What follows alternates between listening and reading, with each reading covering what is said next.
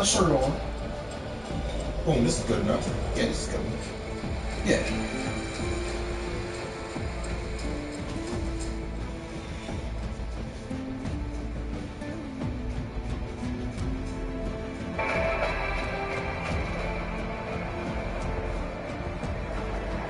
Yo, yo, yo, yo, yo, yo, yo. Oh, look at the big arrow. Big stupid ass roast too.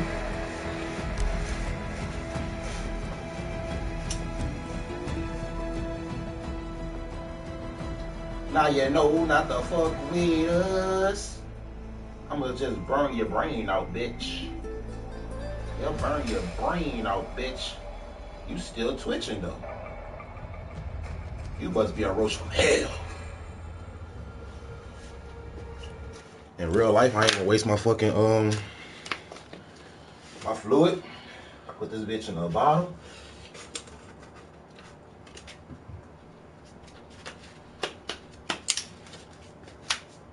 I already know that motherfucker probably pregnant.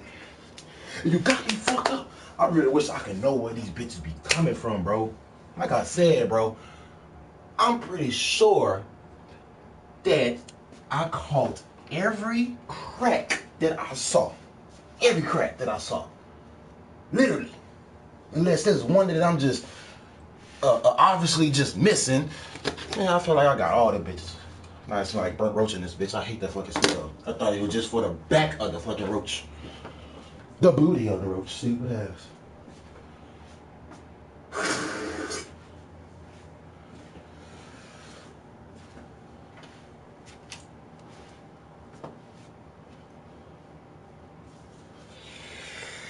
Okay, y'all.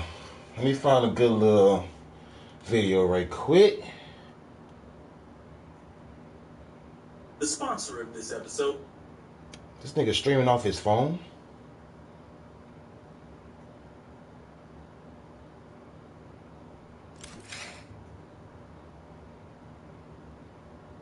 I just want to see his setup. I ain't gonna press the video. If he show his setup.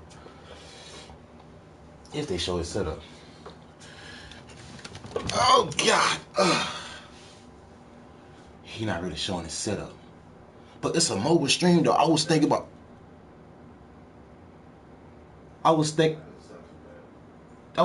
doing that for Twitch though. I ain't gonna lie.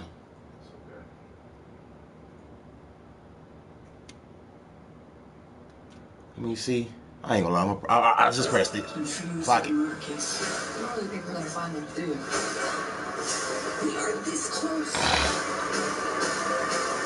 Some questions just don't have answers. True Detective, Night Country, streaming exclusively on Max.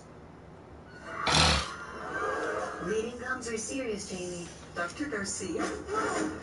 They're a sign of bacterial infection. Press Gum Detoxifies antibacterial fluoride works below the gum line to help heal gums and stop. I just want to see his setup. He's not showing his setup. I see batteries, fucking chapstick and shit. Oh yeah, he went around the house. He went around his new house. Ooh, that motherfucker look nice though, bro. I'm hating. I'm not hating, but I'm hating.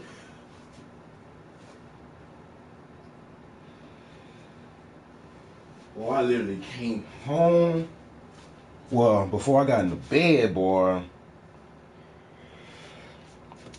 Before I got in that fucking bed, boy. Ooh. It was the sickest.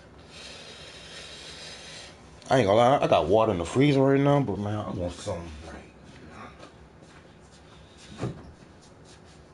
I'm gonna have this one open. Fuck it.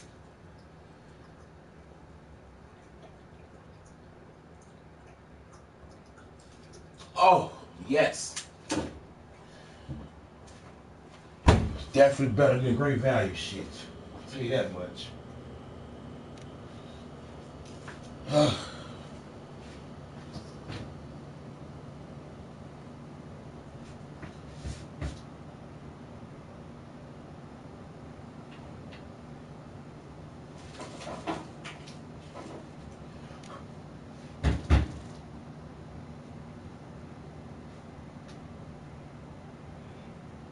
Oh, I'm about to say, bitch, what the fuck?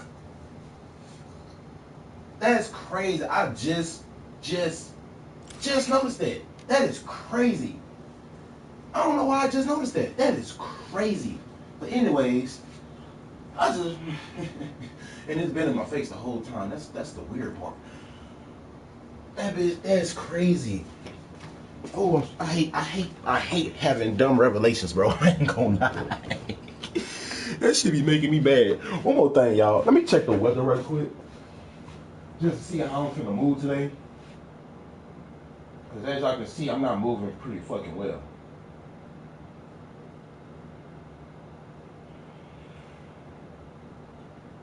It's 23 degrees right now.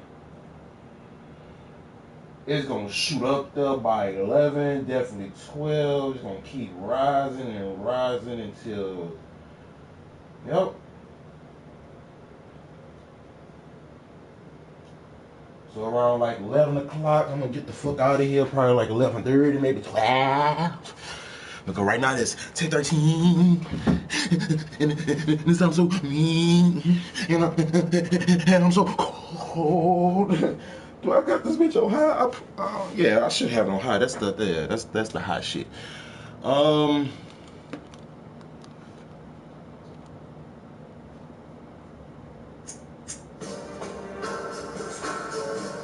I wanted this shit so fucking bad when I first saw this, bro.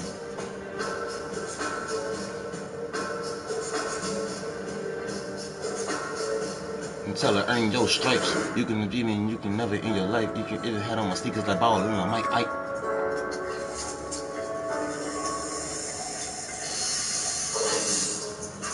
And I heard it's real lemonade too. It just got different artists on them.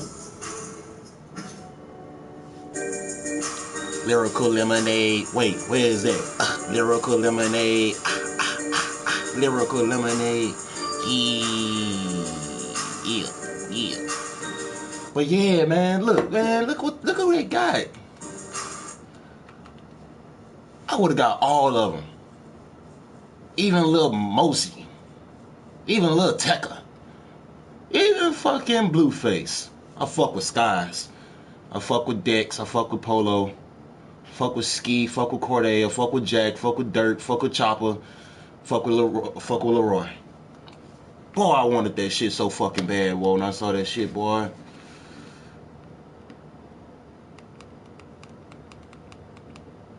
And just because I'm not subscribed to them, I'm going to this video right here. They released this bit 13 days ago. This give me time to fill up my bowl. Tyler's so fucking cute. She better stay fucking natural. I swear to God, she better stay natural.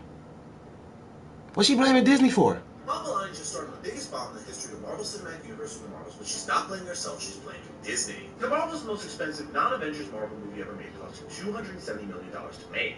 Despite many people saying the movie was poorly marketed, the market cost $130 million, meaning Disney put $400 million into this. Because theaters take 40% of ticket sales in the United States and 70% internationally, which Marvels has to make $700 to $850 million to break even. That's simply not going to happen when the movie's only made $161 million so far, which after ticket splits means $66 million. This movie could lose anywhere from $100 to $300 million. Yeah. Many are blaming the Marvel's lead actress Brie Larson, saying she's just not likable enough of a person people didn't see because of her. And Iman Vellani's also got some blame, saying people just didn't like her show Miss Marvel. Iman Vellani had a very mature response to saying that she shouldn't be blamed as well as any of the other actors, but Disney and Disney's CEO Bob Iger should be. Like, it's her job to only be an actress, and it's Bob Iger's job to market the movie and also figure out a way that makes sense. Mention that acting hasn't been a big complaint with the reviews. So yeah, she's actually kind of right here with that. I'm Charles Pro subscribe to learn something. Iman Vellani just... She got a fucking point though, bro.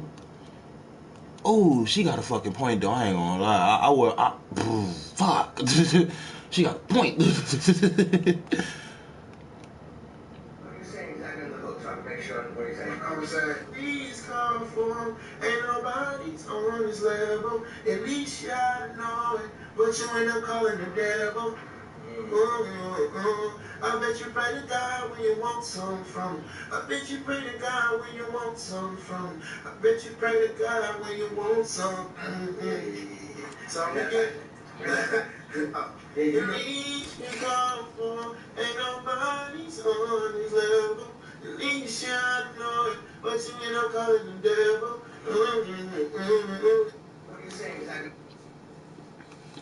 I'm starting to fuck with Don. I ain't gonna lie, I'm starting to fuck with Don. Don dope as hell. And he just popped out pregnant with fucking I don't know chick name, but man, Net mom know her, bro. She put me on a fucking song by her. I forgot who it was featured. I think Tyler Creator. But yeah, man, I was like, bro, new life, bro. Like I ain't had no fucking drink to take a shot. I wasn't mad about that, but that DDG and Holly, we're not even gonna talk about that. Who remembers that time when TNA took a fictional video game character and then turned it into a real wrestler? Alright, Mr. Hall. Who remembers that time when TNA took I had this game, so that's why I'm watching it. a real wrestler on TV? And his name was... And I was watching TNA at the time, when they first debuted this nigga. Say his name for this entire video. So this is going to be fun. YouTube has automatically been restricting videos which mention this word, so I can't. That's why the word tope has become such a common term, believe it or not. It sounds ridiculous, but it's true. Anyway, the console TNA video game told us the story of a masked man who was beaten badly and ditched in Mexico. Now he has to fight his way back up the TNA roster. The character was voiced by Low Key, and this wrestler was pretty much a mascot for the video game. It wasn't the worst idea ever. Shame about the name though. When you think about it, it's kind of a genius marketing strategy for the video game having its main character on the TV show and creating a brand out of it. But I guess that's why the Hawk isn't a businessman. Now, before we get into this story, I just want to be clear. I don't think this was actually bad, but it was poorly handled and could have been much better. Yeah. But if you want to make the Hawk talk like NX Gamer, sign up on Patreon today. It's going to make you spray. Now, the Masked Man made his in-ring debut on pay-per-view at Final Resolution 2008. The lights went out, some cheesy music played, and out he flew on a rope into the ring and took out the machine guns. It's a pretty memorable debut. The original wrestler was portrayed by Frankie Kazarian, but just a few weeks into playing the character, Kazarian got an injury and the masked character was dropped from TV before he'd even had a match. You'd think low key. That's supposed to be a Canadian destroyer? What the fuck? Wow, this place is a piece of work. What's with the chickens? So anyway, here's the deal. This is a gauntlet match. When you win against one, another comes in to take his place. I guess he was too busy in 2008, so that's an inconsistency straight away. After disappearing, he randomly made his in-ring debut at Destination X 2009, which was about 4 months after he had last been seen with Kazarian portraying him. This was now 6 months after the video game's release, and TNA had missed the marketing boat. They were no longer geniuses. Anyway, his debut match was Ultimate X. He was now being portrayed by Christopher Daniels. The actual match performance was a massive disappointment, except the finish. He jumped off the structure onto the cables, knocking everybody else down and capturing the X Division title on the character's debut match. Things did continue much the same. He was a fighting champion, but despite all the allure and intrigue around the character, he just wasn't that exciting in the ring. I was waiting for him to do something crazy, and then that finally happened at Lockdown when he hit a cage dive out to the ramp. Things did seem to improve around this time when he was paired up with the returning Amazing Red, and they seemed like an exciting potential tag team. This were 2 guys who hadn't had much telly time, and it gave the show a fresh feeling. At this time, his first storyline started up when the Motor City Machine Guns were accusing Christopher Daniels of being the Masked Man. They pointed out that the two are similar, because they both have the same unmistakable ass, they both move the same way, and the crowd chant Daniels whenever they see the mask for him. Daniels denied it. Other members of the roster kept accusing Daniels too, but I'm not sure why any of them cared. Bruh. But it turned out that Apollo Daniels was Creed. telling the truth. The X Division tried to unmask him, and Christopher Daniels made the same for him. I'm so sorry. Is you still in here? This annoyed me. What's up, mate? How are you? I'm great, man. By the way, I'm your follower. Thank you. If you don't mind, I'm boss. Can you please use the code? Yes, I got you. Right now, I'm a little busy, but yeah, I got you. Talking of his character, they pretty much took away the ziplining entrance, and instead the arena just went dark and he just appeared sat on a table doing a pose. I do understand why they probably stopped doing the zipping entrance. It was dangerous and controversial, but it was one of the best parts of his character. I do get it, it's just a shame. Kaz has said in interviews he wanted to completely recreate the moveset and make it different to Kaz's moveset. I just don't think it worked. They talk about the high-flying skills of the superhero, but Kaz doesn't really wrestle that style. He's more of a hybrid. pretty quickly a massive flaw in this new wrestler became clear. On the video game, his voice was done by Low-Key. Now, Low-Key has a very distinct and unique voice, which was actually very suited to a mysterious superhero character. But the actual non-fiction wrestler doesn't talk. Cat got his tongue? Well, at least at the beginning, until there's a car crash interview of Mike today when a masked wrestler actually does talk and he uses a voice changer. Your pain just won't go away. Screaming voices driving you insane. It sounds like a very tormented and troubled soul. I was in the darkness. I felt the pain. I was dead. Bruh. Cannot watch this. This stupid ass shit. But I saw something that I was finna press before I even... Yes, this. What happens after rappers fall off? I seen this pop up on my feed. This is by a YouTuber named 1111. Oh my god, he spells out the name 11. And then he writes the number 11. Just wanted to let you know, you've helped me through a lot. Oh, I appreciate you, D-Money. I appreciate you, man. I remember my name used to be D-Money. Facts. Facts. He's spitting, listen. Bruh. Oh, man. I feel like anybody with a DNA name had a name like D-Money, D-Cash, or something like something with D, but my stupid shit was D-Money. I really wish I could find footage where I was using D-Money, but I think that was before I got into middle school. Cause when I got into middle school, I started going by DiloStackx. So yeah, that was definitely from elementary. That D-Money shit. Fucking D-Money. You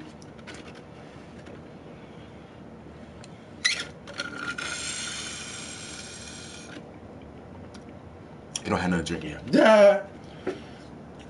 It did, but it don't. So I'm gonna say I know that bitch didn't leak out the bottom, my nigga. And it kinda did, my nigga.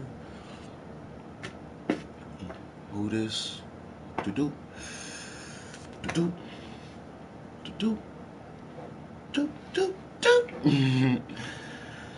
Anyways, let's start this bowl right quick. I ain't got no candy too. I ate all the fucking hot tamales and shit. A rapper's career is about as unpredictable as the music industry itself. Facts. So platforms like Facts. He's spitting, listen. Cloud and TikTok, these past few years we've seen thousands of new artists blow up seemingly overnight. However, with the rap scene so saturated now and more music being released today than ever before, just as fast as these artists rise is a lot of times just as fast as they fall. While for some the fall from grace is rather quiet, disappearing off the grid on the Who is this? Wait, who is this? That's Khalees. It's alright. I know how they gonna be, man. I was about to say, look, this off that picture, bro. I almost couldn't recognize it, but yeah, that's Khalees. Back to the farm, as we're about to see for others, though, it's often quite difficult to accept this inevitable fate. Oh no! Them doing whatever they can to pay.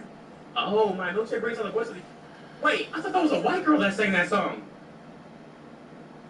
That was her. That was her. Some of the fall from Yeah, and they showed the fucking song. How the fuck you don't know Milkshake? Embrace is rather quiet. How the fuck you don't know Milkshake? As we're about to see for others, though, it's often quite difficult to accept this inevitable fate, leading to them doing whatever they can to pay their bills. I just want to ask a question. Are you Young? Can you turn around?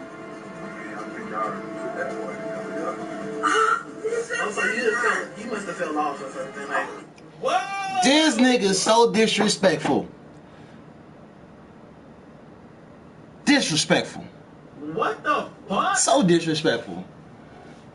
1111, shout out to you. I wish you many monies for many moons. Today, you Oh my god, he just got a cameo shout out for the. Oh my gosh. Oh my god. Yo, 1111. Hold on. That's crazy. That's crazy. That's crazy. Shout out to you. I wish you many monies for many moons. Today, you always hear discussion about if a rapper fell off or... Wait, low-key, Dex? Super-eyed about to turn into a kidnap. Dex? Low-key, like, making a little comeback, though, with that song, with that one song, right? I don't know if he gonna follow up on it, but he low-key making a look like a comeback. Or why a rapper fell off. However, nobody ever Nah, he fell off. Oh, okay. Oh my God, Lil Xan. talks about what happens after a rapper's career declines and the spotlight fades. Making a living as a successful musician in 2024 is honestly extremely hard. And Sky did not fall off though. He just quiet. Hey! The fuck?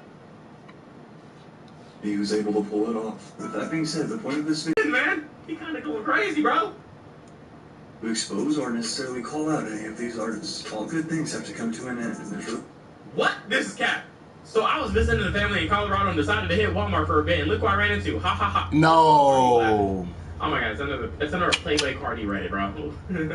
I'm not surprised, man. This is cap though, right? This is not real. This is Photoshop. They gotta be. This is Photoshop. Like, that's just not real.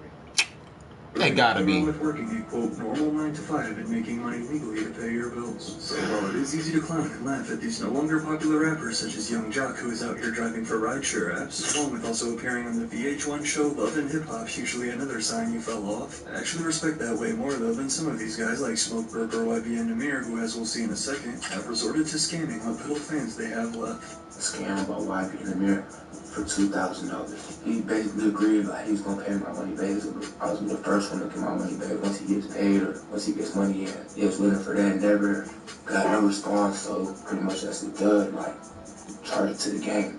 The lavish lifestyle of a famous rapper appears to be filled with million-dollar record contracts, mansions, chains, watches, girls, and designer clothes. However, the truth is nothing lasts forever.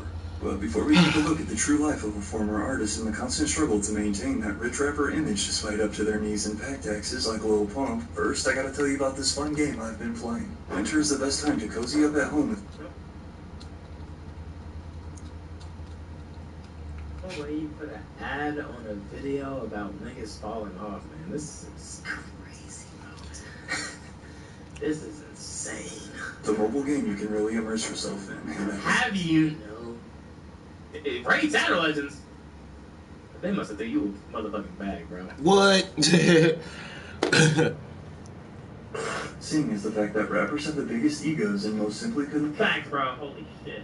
Let people see them out working a 9 to 5, this raises the question, what do rappers do after they fall off? Well, in order to answer that, it's important for us to first define what beat off on an airplane? What it actually means to, quote, fall off, because there's definitely levels to it. Why would he specify that?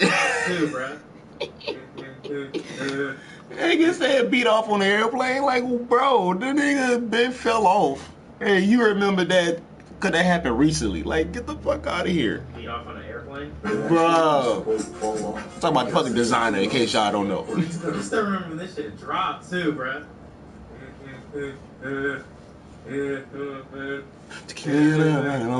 Prediction is to fall off in rap music means to fall off the radar either due to not releasing any material, releasing crap, or selling out. Today, a lot of fans will tell you that guys like DaBaby, Chance the Rapper, or Roddy Ricch fell off. However, while these degree they've decreased in popularity as evident through their recent album sales, they're still raking in millions of dollars each year from the massive hits in their catalog and from still playing shows around the world. I always had this feeling that it's a difference between like falling off and then like choosing to chill, like choosing to just like chill until you They quiet.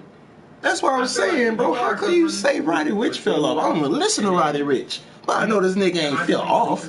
Like, this nigga just got popping recently. Like, you ain't about to fall off that quick. Dude, definitely you have hits the way them niggas be having hits. If you just chilling and you not posting shit, then you're not dropping nothing. It's like, how are you really falling off? Thank you. You're not putting anything out. Thank you. You know? Yeah, it's like saying Usher fell off, bro. Like, bro, you still performing these are my confessions. That nigga felt like, what? What? Are you kidding me? First of all, this nigga's still doing crazy ass shows. Crazy ass. Oh, by the way,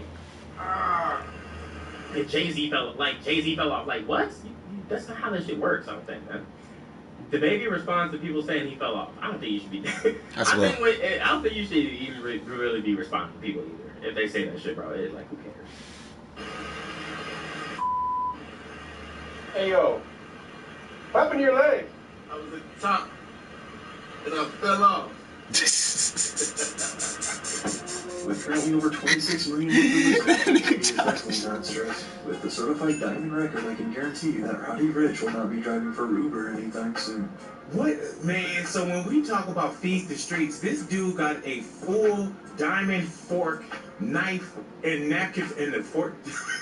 And you can take the fucking fork and shit off. Get the fuck out of here. Like B.O.B., who besides his flat earth theory, no one has honestly heard about in a decade. But yet with smash hits like Airplanes, Headband, Nothing on You, Strange Clouds, and Magic, I can assure you he's doing just fine financially. B.O.B., despite his music career in the dumps, is still raking it in from his iconic hits. Right, so though. that number, I ain't gonna lie, Soulja Boy would be doing everything right Son, now. that's, and I kind of been thinking that way, but I haven't, like, really thought about it, bro. That's how most of these old niggas stand up on top, bro. All they gotta do is do a couple shows every now and then, probably do like appearances or something, you know, and they straight. They currently raking in money from hits they made probably fucking 20 years ago, my nigga. Like, bruh, probably longer than that, bro. Like, that's crazy, bro. See, if I ever got serious about music again, bro, that's the type of vibe that I want to be on. Like, simply, that's the type of vibe I want to be on. Like, I want to be able to put out music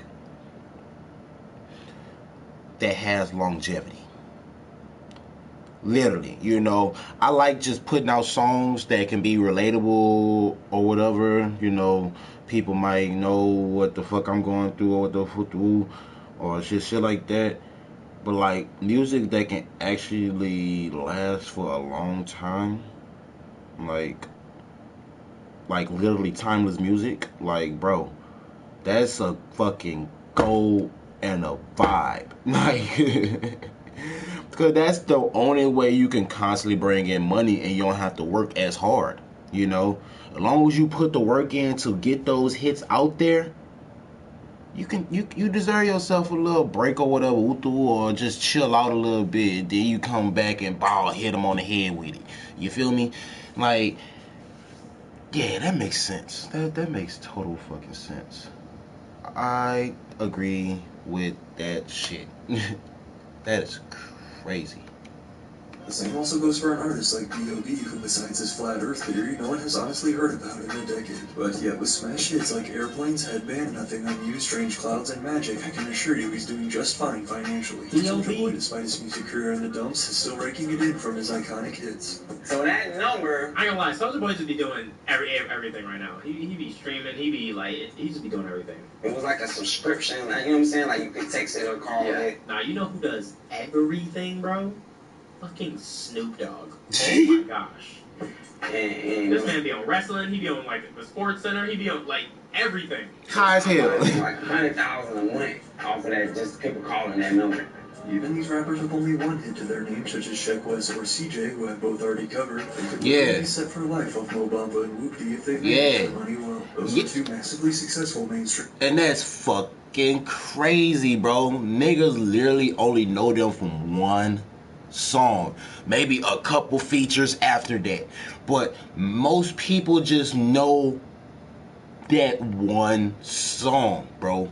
Like, you gotta be able to at least put out a good 3-piece.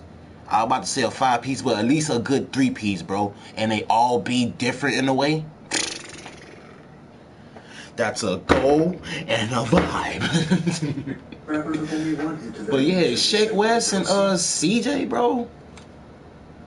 Like, I didn't hear about fucking CJ until I moved out there to Texas, and my fucking manager was rapping that shit, bro. And he was doing that shit for a good little minute before he got that fucking song. But after he got that song got him more exposure, which led him on to doing features and shit. Then you started hearing that nigga a little bit more, but niggas not remembering his verses on those tracks, you know? And it was probably with some whack-ass people, or they got a good couple good people. I think he had a feature with Nicki Minaj, bro. I really think, or Cardi B, one of them hoes. I don't know. This nigga had a feature with somebody fucking big. I don't know if I'm remembering that correctly. I don't know. Text it or call it. Now you know who does everything, Oh bro? god, that's crazy. I'm gonna finish this right quick, cause that's crazy. This man be on wrestling, he be on like the sports center, he be on like everything. Since I probably make like 100,000 a month off of that, just people calling that number. Even these rappers with only one hit to their name, such as Sheck West or CJ, who have both already covered, they could literally be set for life off Mo Bamba and Whoopty if they've managed their money well. Those were two massively successful mainstream hits. So while it's not like you'll catch the baby out serving chicken at your local fast food spot, you may, however, spot a much smaller artist such as Icy Twat, who is called out for working at Bojangles. Again, though. Who? Icy Twat? Icy Twat? Never heard of that name. I ain't gonna lie, dog. You gotta change your damn name, man. There's nothing wrong with grinding and getting paid, especially when you consider just how little artists actually make from streaming revenue. To give you a better idea, Spotify pays an average. Oh, yuck!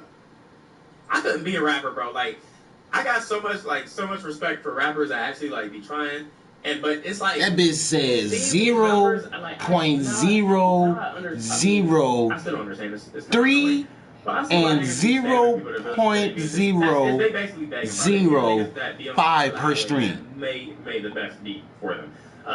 In case y'all didn't know the decimal placement, that is dollars.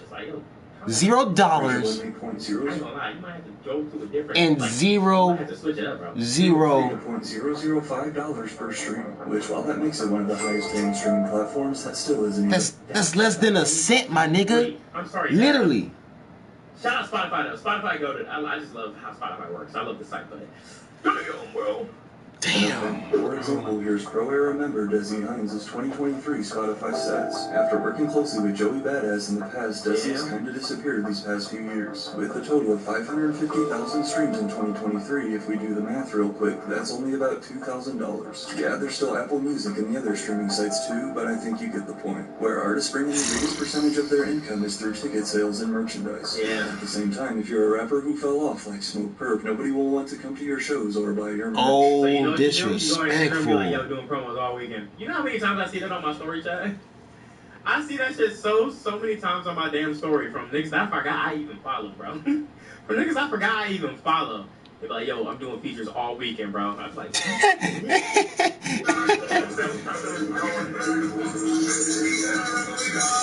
bro, I still gotta say I have respect for Smoke Perp for still continuing to set it, even though like the turnout.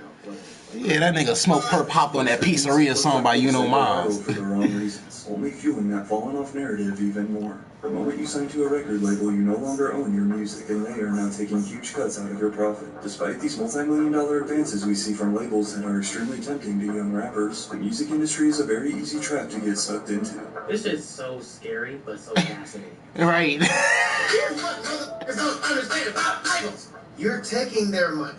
You're not gonna make a cent until everything you do pays them back that $10 million. Who the fuck is Mario Judah? When a rapper signs a record contract, they are given a budget in the form of an advance payment. This advance can be millions of dollars. However, it is not free money, but rather a loan that the label expects to recoup in revenue brought in from the artist, with the intent to pay for everything an artist needs to create their album, including general living expenses, studio time, music videos, etc. In many cases, though, these young rappers don't budget it. Oh my god. Skinny from the 9. Oh my god. He forgot about him. Yo, chat. Skinny from, well, I can't say, never mind, but yo, I recently seen Skinny from the 9 in a clip on Neon Stream. And there was a clip of Neon Stream and Skinny from the 9 was in there and they were partying together. Bro, I was just like, I seen the clip, I was like, yo, hold up. I remember this nigga, man. Damn, he ain't so skinny anymore, though. At all, and instead get carried away blowing their money on cars and jewelry, basically living like rock stars. But then the problem comes when they finally do finish their album and hand it over to the label for release, only to watch the sales come back much lower than expected. Thus, they refuse to spend more money on your promotion. When this happens, management will also likely pull back on the number of releases you can drop if your new songs are consistently flopping. And as we've seen on... Oh my gosh, this shit, bro. Y'all be acting like I'm dead just because I ain't dropped. It's a lot behind the scenes going on that y'all don't know. And I can't speak about it right now. Go tell them bitch ass niggas at Alamo Records, fuck you and free perp. Oh, we got insider edition, Krishna here. What's going on? I got opinions on this shit, bro. Oh my god. I bet you do. What talk to me, man? Bro, niggas, if you are an independent artist, bro, they really got niggas calling in like it's a radio station, bitch. What the fuck? What the fuck? At Alamo Records, fuck you and free perp. Oh, we got insider edition here. What's going on? I got opinions on this shit, bro. Oh my god. I bet you do. What talk to me, man? Bro, niggas, if you are an independent artist, bro, and a manager or an A&R or whoever that represents a label talks to you or DMs you and be like, hey man, I think we should give you some type of deal. And that shit is a 5-6 figure number, bro. Do not sign that shit, bro. That's what this video said, bro. You're literally signing a loan, bro. If you sign for $10 million, nigga. Come on, my guy. Come on, my guy. Come on, my guy.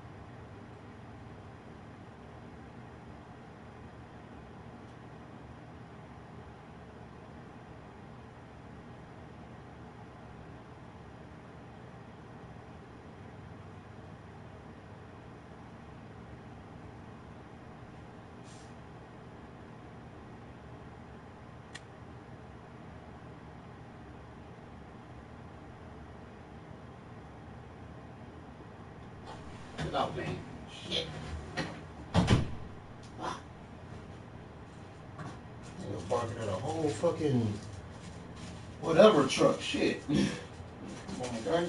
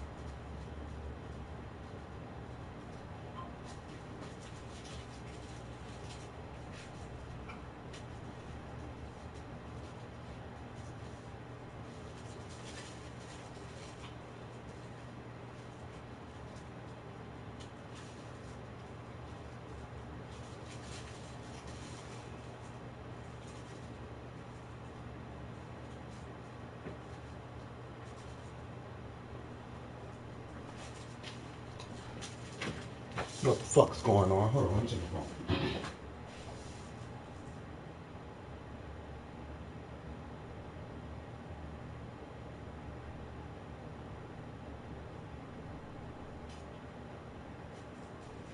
No, I was about to go live on Instagram. Fuck that.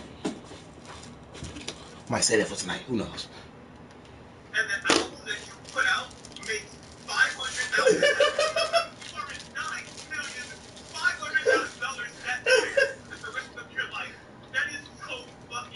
That shit is scary, bro. Even being a producer or whatever, producers, they sign like publishing deals and acting deals and shit, bro. Just because that fucking number looks crazy, bro, and you're like, oh man, I have $2 to my name. This sure fucking helps. Oh shit, I didn't even think of that. Like producers get signed too. Yeah, producers sign admin deals and publishing deals as well, bro. And also like, oh my god, when you're a producer and like say like your catalog is crazy, like mine, bro, you could dead ass one day like one of my friends has a Beyonce song and he sold his masters to that shit for like fucking $8 million, bro. Like as a producer, that's fucking crazy, right? So yeah, bro. Just hey man, if you see a crazy ass deal, bro, you think about signing that shit. Just negotiate it and be like, hey man, I want to take like $100,000 or whatever, bro. Because, bro, just think of the long run. Yeah. Just move to another country and retire with the money. I'm pretty sure it can't work like that. Yeah, you can't do that, bro. That's crazy. Water. Yep, Also, water. Yeah, Dante. But it's like, what was stopping? We've been unlocking this music shit, nigga. I'm tired of you pulling everything. I'm a cook up something. Alright. Yo. Oh, Jesus Christ. Chat. Wait, honestly thinking, what is the stop? Like, what if they give you the money, right, for the loan, and you just leave? Like, yeah, you'll be known. You'll literally be known, because literally everybody would know who you are if you were at least a poppin' rapper. That's the only reason you would get signed. You would get fined. That honeymoon was good. I'm about to go get that last one right quick. So that plan actually sucks. Like, they're not just gonna sign to nobody. I mean, you literally have to have something going on. But think about it as a producer standpoint. I feel like it's one thing for a rapper, like that's hard and difficult to try to maintain an audience or get something good. But imagine you're a producer and your shit is just ass, bro. Like, what if you just had one good beat, like the dude that made the Bad Baby beat, that Catch Me Outside beat, and then like nothing else is hidden. Oh my gosh, bro. I can imagine. On countless occasions, this leads to even more tension from artists who've been shelved by their labels. When everybody said, "Oh, my record label's," I see why niggas sample so much shit now. Like as a producer, just sample shit. It's just like a cheat code. Trolling me, and I can't get out of this deal, bro. The record label's sitting back like, wait a minute. You didn't do anything. Your shit flopped. The $10 million we gave you was for you to make a dope project that wasn't gonna flop. You already broke your contract, so now you think we're gonna let you go away and just get out of this deal? Eagles getting cooked? Wait, who they playing? Who are the Eagles playing? Bro, I don't like we already lost, bro. I don't even care anymore, man. I don't even care, bro. While still owing us money? No! Eventually, though, labels will decide they no longer want to work with an artist and then drop them. And while artists still have some money coming in from their past catalog, usually at this point it's nowhere near enough to fund that lavish lifestyle they had been living. You'll often hear rappers claim that it was their decision to go independent, which, while that could be part of it, at the same time, these major labels hold the power and influence in the industry. And if we're being honest, if they really wanted you, they would have dropped a bigger bag. One thing y'all gotta know is now, your boy is independent, bro. I'm fully independent, just me. You feel me? I ain't get dropped by my label, no crazy shit, nothing like that. Basically, me and my label, we just weren't seeing. Producers gets the worst end of the stick. Some don't even get their cut or their credit until years later. Yeah, no, I heard about some cases about that type of stuff. And and it's like, I'm not gonna lie, with certain artists, or like, I mean, a lot of artists, a lot of these producers need to be like, they need to be like forefront in recognition, because a lot of these niggas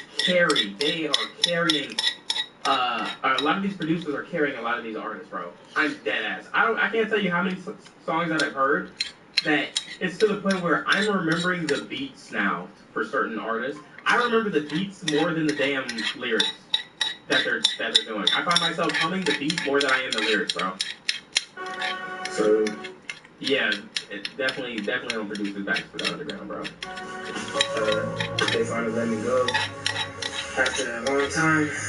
Meanwhile, this whole time, all the bills these rappers have been putting off have also been quickly adding up. The rent on their new condo is due, the lease payment for that new sports car, lawyer fees, accountant fees, and then of course we can't forget taxes. Oh my god, taxes, yuck. Ja Rule has over $3 billion in unpaid taxes. Yo, Jack, it's like, oh my god, this is why, like, I never understood, like, why people go crazy. I mean, I get why people go crazy with stuff, why they buy all this crazy stuff and extravagant stuff, but it's sometimes they do it for the stupidest reasons, like, to show the internet, like, what they got. Hey, yo, check this out. I got this brand new house. Hey, yo, I got, like, this many cars. Hey, yo, check out this big-ass chain that I just got. Do you like it? Give me likes on my Instagram. Okay, and then what, bro? Nigga, and then what? Today, given how easy it is to record yourself straight from your bedroom, we've seen thousands of new artists blow up off 1 or 2 songs on SoundCloud or TikTok. However, with the music industry now more saturated than ever, it's time to answer the question, what happens after their 15 minutes of fame is up? There are 2 different routes a rapper can go once they've truly fallen off. Route 1 is to deny the fact that they fell off and continue with their career as if nothing happened, or Route 2 is to accept that they had a good run and peacefully depart onto something new. Let's start with the first one. Well, there's nothing wrong with continuing to make music because you simply love making it, and for the fans who still listen, whether that be a million or a few hundred. Yo, Jack.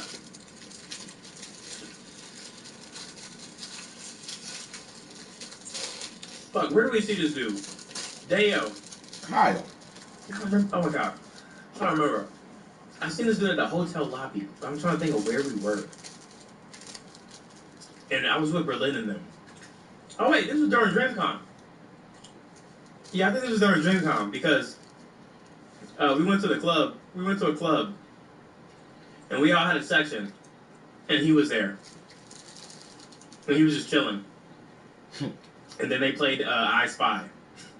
They played I Spy, and everybody like looked at him and pointed, and then it was over. Then they went to the next thing. And I just wonder how that. I wonder how that feels, bro. It was like in that moment, I actually like felt bad, bro. It was like that. It was like that moment. I was just like, fuck, bro. Like that really. That's his like legacy. Like that can't be it, bro.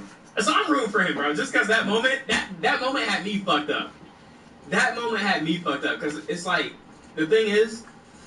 I would never try to pursue that type of vibe or environment or like be delusional.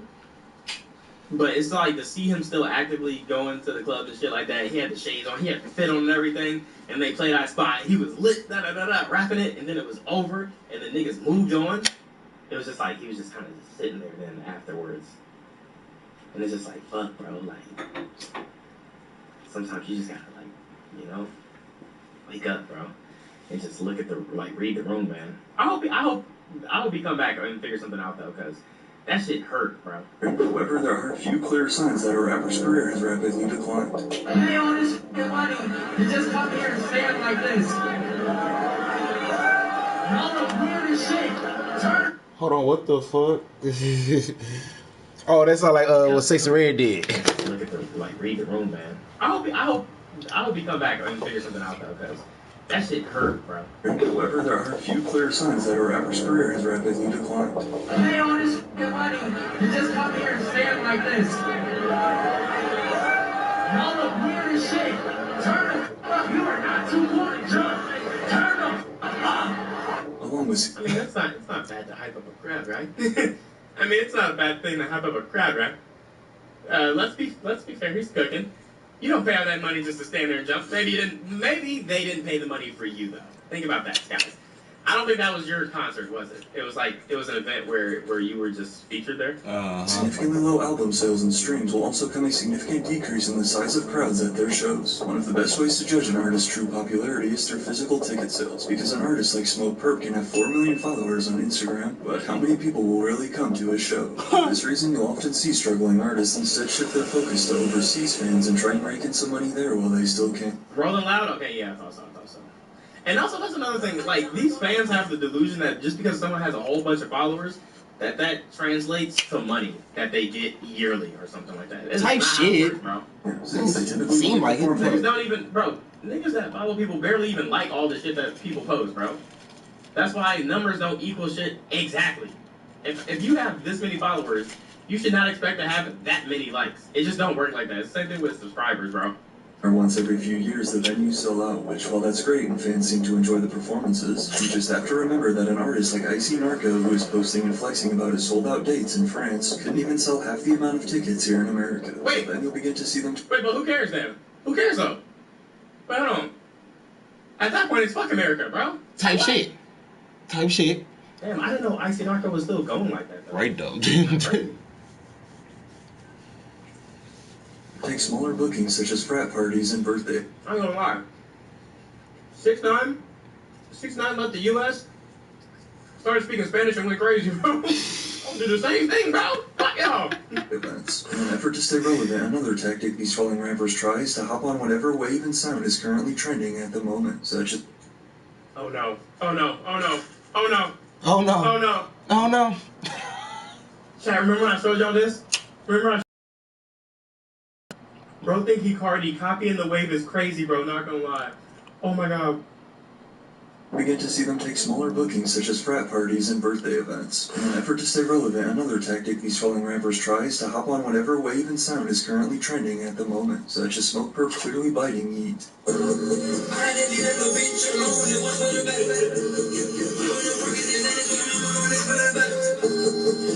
But while some artists stay and milk whatever last dollar they can out of their music career, others instead choose to leave on a more peaceful note. Play it? Let me see if he still got it up. Yeah, man, play that bitch. It's like the laugh. It was the laugh that killed me, bro. I'm not gonna lie. That laugh, it mortified me, man. Say mortified.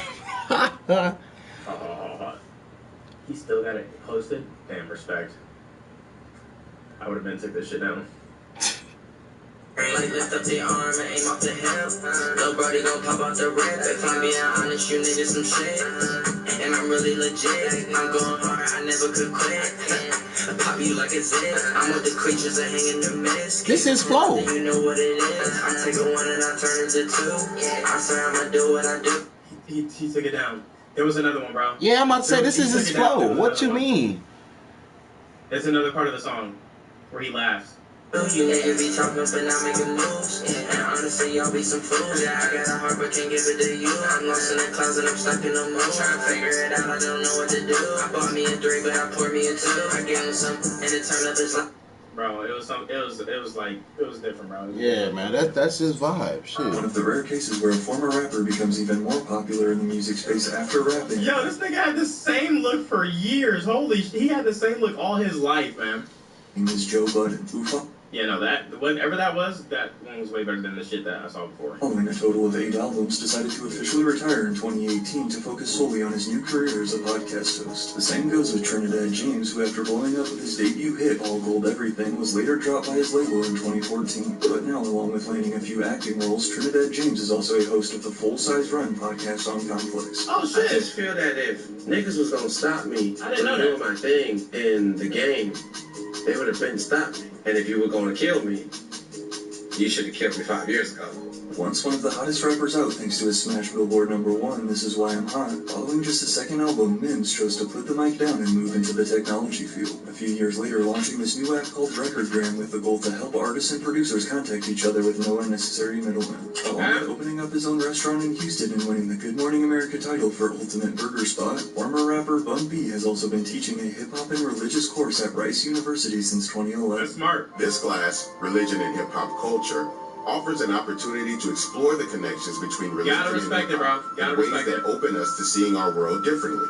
Ice Ice Baby rapper Vanilla Ice has been buying and flipping lakefront properties in South Florida for the past 15 years, even landing a show on HGTV called The Vanilla Ice Project, which ran for a successful 9 straight seasons. Elise, the rapper behind the 2003 smash Milkshake, has since moved on to a farm where she's apparently found liberation with the 30-plus animals she cares for, while also still collecting checks from the county. Tell me what she looked like now? Black on crack. This movies and shows her song is featured in, such as Dodgeball and Mean Girls. Although Lil Xan, best known for his SoundCloud hit Betrayed back in 2017, still puts out music every few months, it is also great to see that despite his fall in the music scene, Lil Xan has turned his life around and is now completely sober. Yeah. I've been sober now for a year and I believe 6 months. That's good. That's dope. But while not every former rapper is smart enough to develop an app like Mims, nor do I see them having the patience to care for a farm, how do these other rappers make money? Often with criminal backgrounds and covered in face tattoos, it can be hard for rappers to land regular jobs after their music. Where's he at? Tell me 1111. Where is he at? What's he doing? Oh god. Oh god. Oh no. Skinny from the 9. Bro, where is that dude at? The nigga with the Majin tattoo right here. The pink hair. Say he cloned himself. Fashion Nova, for example. Does Young M.A. even drop anymore? What the fuck? This was literally December 31st. Guess not. Spamming reposts and hundreds of advertisements on their stories every single hour. She just did it recently? Oh. She just dropped? Okay. I was about to say, bro, I haven't seen nothing from her. Then you get artists like Smoke Herb, who after somebody said the young M.A. had a kid. Childish. Oh my god. Niggas that don't got set prices be trying to finesse. They just be trying to finesse you, bro. No clear answer is crazy. And a triple text back? No, that's a quadruple text back? That's crazy, bro. Started begging me to buy one in my DMs. Now, to be honest, I actually like a lot of Smoke Herb. That's crazy. He really begging for that shit, too. How flexible you tell me. Not set prices. What you have ready to go, my guy? 6 days later. Hey, what's up? How you been? Let's get it. Damn near a month later. Are you trying to buy one?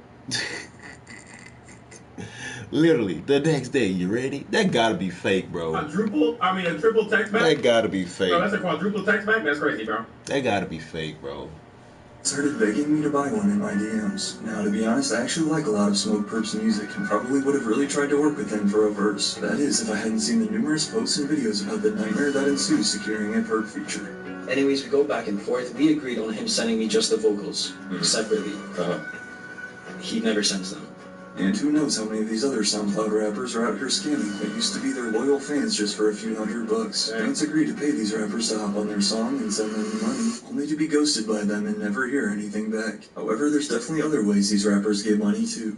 Driving for Uber Eats and DoorDash is actually pretty common, especially since these rappers don't have to show their face delivering food, along with some also becoming truck drivers, such as former Houston rapper Lil Troy. Working like this allows them to avoid getting called out, such as Young John. That nigga just did a fucking concert with damn near last year, I think. To see them driving for Uber and Lyft. But it's like, and so what? Niggas still gotta work. And at the end of the day, they're still humans, bro. They're still humans. As an entrepreneur, it's important to have multiple sources of income. The Lyft is no exception to creating multiple sources of income. There's nothing wrong with driving Lyft. Working for call centers or remote jobs from home is another frequent route. It's like, I hate people that be trying to clown people for working jobs. It's like, you literally probably work a job that you can't stand. So it's like, you've never been doing nothing. You go to avoid showing their face, because while again there's nothing wrong with working at Walmart, as we saw with this post that went viral last year, allegedly showing Ugly God working there, despite Ugly God himself saying it was Photoshopped. Okay, I was like, bro, come on now. It's crazy I even gotta address this stuff like this, but I gotta do this because you know how blogs be. Bro went crazy with the Photoshop, but I don't even look like this no more. Picture spread all over social media as fans got a good laugh. Remember Jumex Bro? Oh my gosh, yes, with the green hair. I still follow him. Oh my gosh, I'm surprised there wasn't like a picture of him up there. Right though. It was real, he lying. How do you know I'm villain? How do you even know? Shut up, bro. You used to be typing, bro. You be typing all fucking time, all the time, bro. Shut up. Believing that his rap money had truly dried out. Similar to Bun B, some rappers try and get into the food and restaurant business, such as Blueface with his soul food spot, Blues Fish and Soul, or another SoundCloud rapper, Comethazine, who owns multiple Subway locations. Oh, shit. I did not know that. Okay, Cole. Ugly God. Cardi dropping at 9:30? Cap. Happy small day. I still got ice, but I got a couple businesses already. That's dope. Yeah. Dang, you got 2 Subways already? Mm-hmm. That's very impressive. And didn't fire nobody. Just still working itself, you feel me? You'll also see some artists go back to college or finish getting their degree online. Some, like designer, rent different properties. Yo, chat, if at 9:30 he doesn't drop, I think at 9:30 we should probably... Oh, wait, whoa, I'm going to check out the Tizo album. If at 9:30 in the middle of the Tizo album reaction, he doesn't drop, I'm ending stream. Do you have that much confidence in Cardi? Do you have that much confidence in Cardi? I'm joking. No, yeah. See, look how everybody switched up. Cause this nigga's They're not like, what the reliable, fuck? bro. Chill, bro. Not Chill. reliable, bro. Now that they own, some like Blueface, Lil Pump, or the Island Boys go the OF route. Some like Fetty Wap go back to making money in the streets, or some continue to work behind the scenes. Bro, that's so fucking sad what happened to Fetty, bro. Because he didn't want people to think that he fell off. Like, don't let the internet ever make you do crazy shit like that, bro. Because it don't matter what you do, niggas gonna find a reason to hate, man. Chat, I logged on to Twitter. I logged into Twitter for the first time, and so many Batman though. We're gonna do Batman after the Tizo album. It's all good, man. We for sure on it, man. Industry, ghostwriting, or producing. In a rare case, like T Grizzly, who after beginning to stream on T Grizzly went crazy, bro. Twitch, now claims to make over $200K a month just playing GTA. So what I did was I created a server, the Grand Theft Auto server. I get paid from the server because you got to pay to get in. I stream it on Twitch, right? I get paid from Twitch. I take the Twitch videos that I already streamed, put it on YouTube, get paid from YouTube. She turns it down to $50 a week. What? That's why I'm streaming both at the same time. I don't know if that's clever or not. I take the Twitch videos that I already streamed, put it on YouTube, get paid from YouTube. Come on, bro. Down to $50 a week. Come on, man. Very common and easy bag a lot of these guys take is signing up for Cameo, a website where you can pay celebrities to send you custom videos. The Island Boys are on Cameo? The Island Boys. The fucking Island Boys. Who is getting a cameo from the Island Boys? So, for example, you can pay Riffraff $100 to send you a personalized video for any occasion, which I actually went ahead and did, and it's about exactly what I expected. 1111, shout out to you. I wish you many monies for many moons. Dan Tony on the wings. For me and Holly, you know it's all about how you feeling. Because how you feeling... I have no trust in Carti, but I do have the trust in the white British bald man. He has spoke but nothing but truth. He said 9:30, so I believe in him. Oh my god. Right, mama? How you feeling determines how your day's gonna go and how you're gonna be treating the others. If you're sleepy, you're gonna be sleepy. There's on it. Wangs. Plenty well spent, if you ask me. The journey of a rapper who has fallen off is about... Did he say cap or was that the... Wangs. Plenty well spent, if you ask me. The journey of a rapper who has fallen off is about so much more than just reclaiming their lost fame. While some are lucky enough to sit back and enjoy their passive income, for others it's about rediscovering themselves and embracing change for a new life outside of music. Because one thing's for sure, although the music stops, the story keeps going. And again, don't forget to check out my... This nigga here. Chat, do y'all think, by the way, W video, Mr. 1111, love what you're doing, man. If y'all like that too, y'all go ahead and check it. It's like, nigga, what the fuck? Fuck you, bro. Fuck your channel, bitch. I'm sorry. Went on a tangent there. Do y'all think if TK was free that he would still be, like, relevant? Or somebody that would probably be on Instagram, like, yo, doing features? Doing features for the love? No? Crazy nigga said no. I don't know, man. That's disrespectful. I think he'd probably still be like, I feel like he'd probably be like a now calm down, okay? Don't crucify me for this, okay?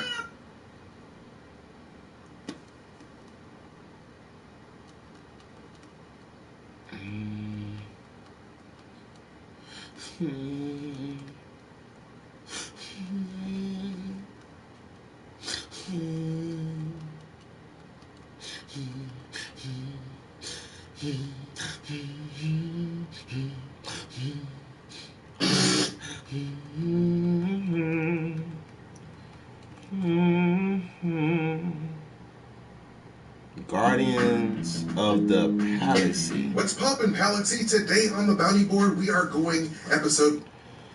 I just can't stand him. I don't know why I can't stand him, bro. I really don't know why I can't stand him. I never hated a motherfucker so much. I swear to God. I'm glad they kept Jessica, man. Fuck. They needed somebody black, bam. Black female. Cause a black nerd male, bro, they're not built like me. I feel like black nerd males should be built like me. You know, not physical wise. I'm not saying that he's fat. I just mean like, I don't know, with the energy and the fucking the knowledge. Well, the nigga know what he know, but he getting help writing his stuff, you know. I'll do my old shit or just freestyle that shit the whole way, but I would like to write my shit first just so it can be well organized, well structured and played out in great moments or whatever like that. But yeah. What did I watch last night though? That's the question.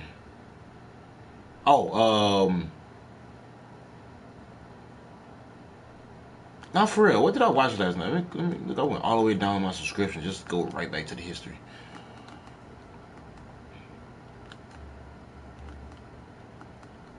Okay, the what if breakdowns. Yeah, that's what I was. The what if breakdowns. I gotta go all the way back down. Oh man. I know y'all not on this currently as I'm streaming, but how was y'all day? I mean, yeah, how was y'all day yesterday? Mine was crazy. I want to know how my day went yesterday. Just go watch my last stream. I literally started talking about this shit probably like 10, 15 minutes in. So yeah. It was very, very weird. Not that weird, but pretty weird for me because, you know, first time experiencing that type of shit. But you know, shit happens.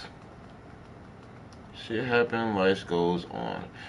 See, yeah, that's why I had to stop myself because I thought I was watching the Echo breakdowns.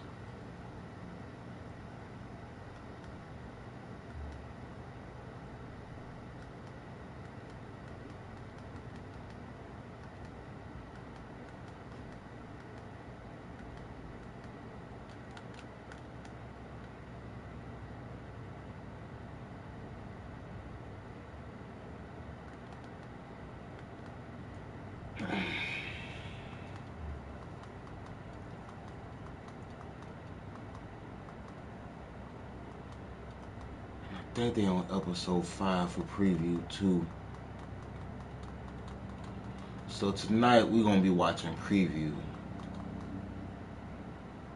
I can guarantee that. Yeah, I can guarantee that from what it's looking like. I got past this already.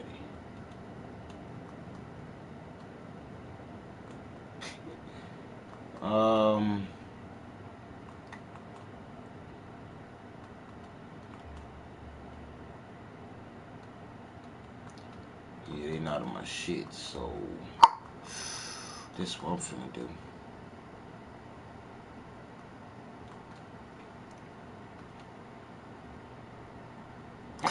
You've been selected in the biggest reality show in the Northwest. That's correct.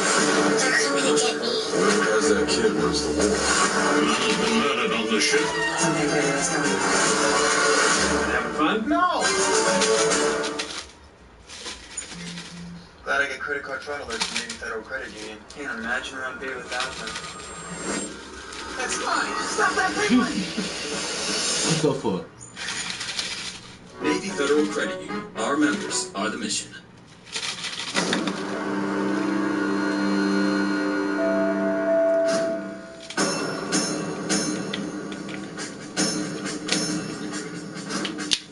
Quoting George W. Bush. Also, is that the most fitting quote to start this movie? I feel like rarely is the question asked, is our children learning, would be a more appropriate quote to start this dumb movie about dumb people making dumb decisions. Uneven cheese distribution on your nachos. There is a dome of cereal that has to be eaten completely dry because it can't sit in the milk. What sort of monster does this? This singular person is lit like the clouds have parted and God herself is calling her home.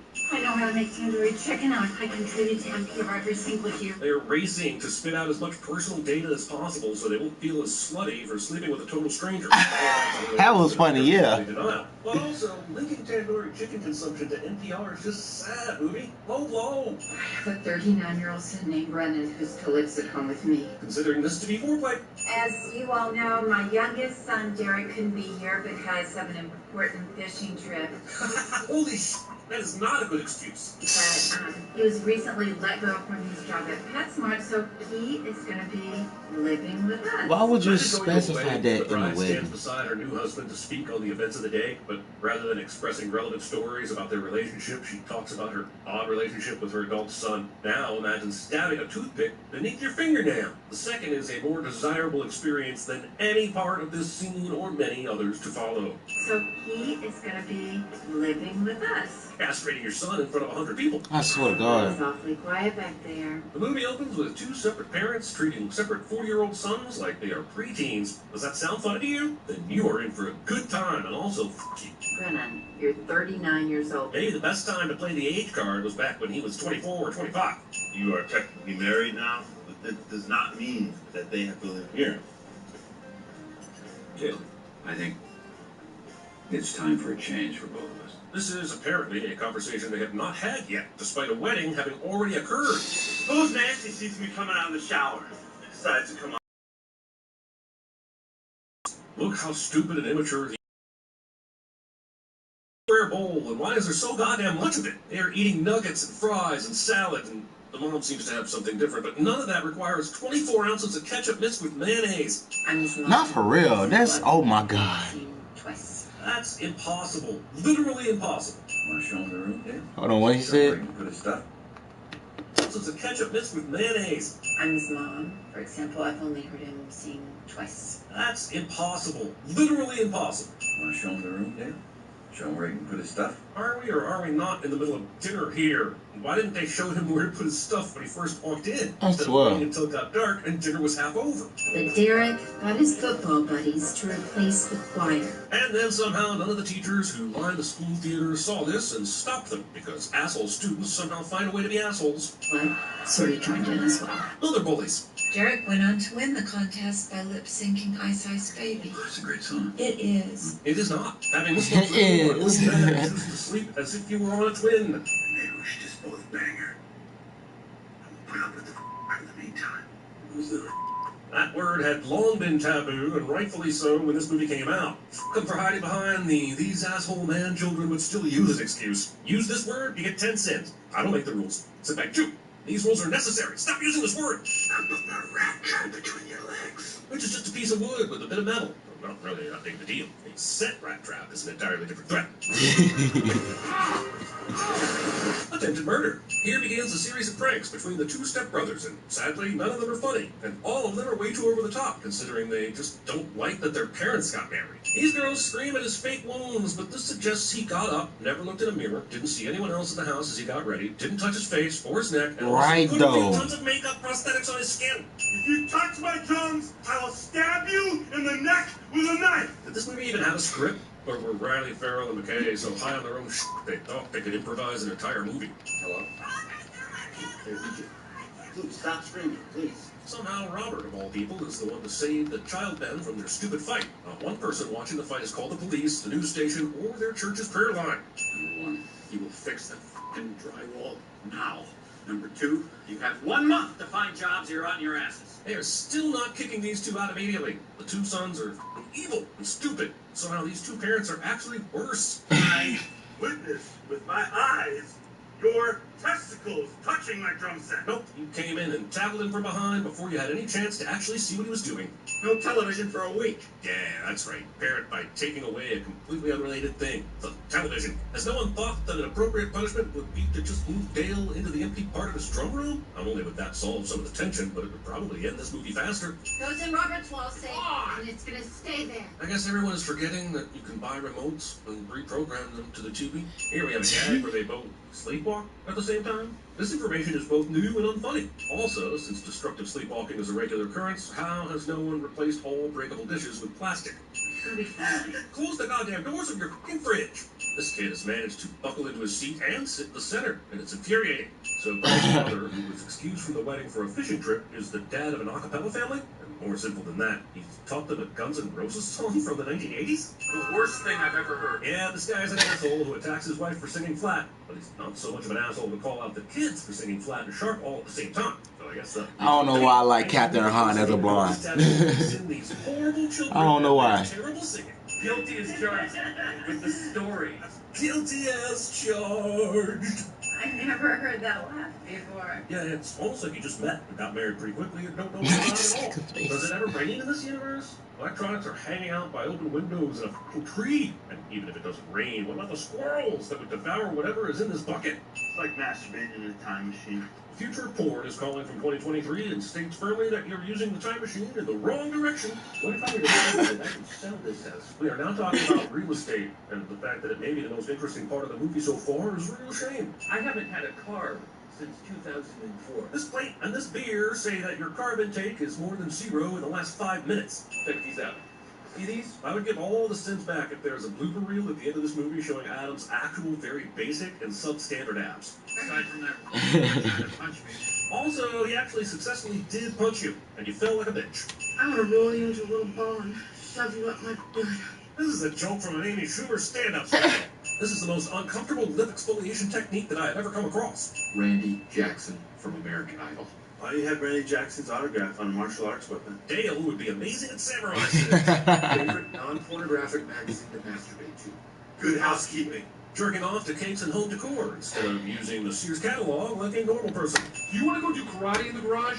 Yup! This is not karate. 2 40-year-old men peeing together at the same time into the same toilet. And I get that the movie is trying to make this the joke. But it is not working. You don't need permission from us to build bunk beds. You're adults. It could have fooled me. Also, I need to say you are moving out in 3 weeks, so what do I care? This is so scary. I like how this guy only now thinks this is scary. Rumpus time is over. These step-parents are the true villains of this movie. All this toast that no one is eating. And why? Actually, we'll be interviewing as a team. We're here to stop. For some reason, these two are allowed to continue on with the interview by this person. Ham. With an There's a M. D on the end. With a For D. a lot longer than it remains funny. Wait, shut your mouth. Shut your mouth. I don't even understand what's happening here. It's not funny. Doesn't make sense. But by God, it's worthy of a sin. You're wearing tuxedos to a job that requires you to clean bathrooms. Is an entire interview needed here? Surely there isn't much to know about a potential employee beyond 1, their ability to show up on time, and 2, if they can withstand the horrors of a public restroom. Don't worry about my dad. Got him sewn up. He does not. I'm a world-class singer. He is not. I feel like a lightning bolt hit the tip of my penis. Yeah. Anyone who has seen on an electric fence will tell you that feeling is not a good thing. Stick? Jesus fucking Christ. Is that your boyfriend? Is that your butt buddy? The homophobia is strong with this one. The homophobia is strong with this one. I guess the idea of continuing to walk along the sidewalk and not engage in conversation just isn't an option. Shut your mouth, essay! Having kids say mileage for cheap laughs. If you don't come over here and lick that white dog's, I'm gonna plow into your nose with my fist. These kids have the location of dogs locked into the GPS section of their brains because Oh my God. into a form of entertainment. This nigga really walked up and bapped his I ass. asked you why you pledged allegiance to Adam McKay. You're adults. It's time you started acting like adults. But only just now. Let's get on something.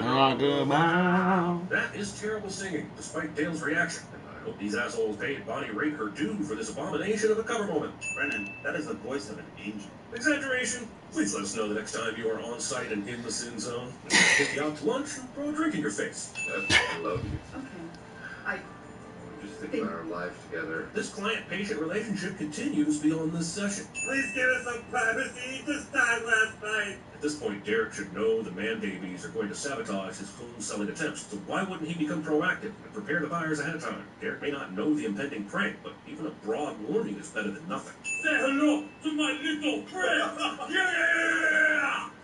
Scarface. Thinking Scarface is the hero of Scarface, as he raps every time I produce a quart. In what I thought was a private room at this restaurant, I have to ask, who the hell is this lady back here? Are they making more than just their own party sit through this? They stole their father's boat for a music video and crashed it and still played the video in front of their dad? Sorry, not accepting this level of stupidity. Spanking. Also, using techniques one would use to discipline a small child or a 40-year-old says a lot about how this whole situation came to be.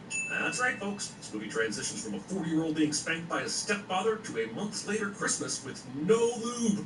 Scotch and cheesecake. If you can smell him that immediately from that distance, then dude had all the scotch in that bar. Like, I'm talking gallons of that stuff. I'm talking gallons of that falling stuff. down an entire flight of stairs actually impacts the human body. Doing this lets message with your food instead of just grabbing his leg under the table. Also, it's Looney Tunes level of insane that no one sees this. Is it our fault? Is it because we were bad? Yes, and yes. Carrying dessert with Windex. Am I supposed to laugh here? Am I supposed to find this funny? The premise is literally, what if they were 40 but had the emotional maturity of a 6-year-old? And I don't know why that should be funny. Good luck, and remember, I need you out of this house by tomorrow. Leaving untrustworthy adults who have not started packing a thing from their room unattended in your home. They're now blaming each other for the divorce and insulting each other. This nigga Will Ferrell's crazy, bro. At the beginning of the movie, only this time they're going to become friends way faster. At least I think they will if they're going to have time to emotionally mature 35 years in a few days and get their parents back together. Giving Dale a living creature to care for at any time in his life. Hey, Brent, if you had to choose, would you watch paint dry or compare benefits plans? Paint dry. Guess I mean... Attempted murder. Attempted murder. We're no longer brothers. We never were. We were stepbrothers. Roll credits. Head ass. This therapist is still seeing this patient. I guess man-child does taxes while wearing a Chewbacca mask has an audience. This person, as presented in this movie so far, should be so incapable of doing his taxes. He should have a coffee maker here instead of an adding machine, and a jar of pickles in place of the pencils. And instead of the receipts, he should be holding his own doodles of Mario and Sonic eating cheeseburgers. Spinning pink pencils. Being a single person and wasting money on a Costco membership. But yay, now he doesn't have to wipe his ass with a rug. Oh yes, it must be exhausting for you to read the first page of a book before having to put it down and crash. Burning and burning. Snapping necks and cashing checks. Weird that we haven't seen him do any of this shit. Randy here is gonna eat your... like Kobayashi. Kobayashi is more like a fold and stuff, or even a dunk fold stuffer. Whatever Randy is doing here just won't work for deep throating. Deep throating food. Not bad. You're nailing it. How? How did Brennan pull this off? Not centering the annual above Catalina wine mixer. I know that sometimes it's hard to keeping the faith. That's terrible grammar. I can't enjoy the song if you can't introduce it using proper grammar. All I had to do was add the word continue in there and he'd been fine. The empanadas are starting to sweat. Weird. My college girlfriend's empanadas used to sweat a lot too. Go to Outback Steakhouse. Okay.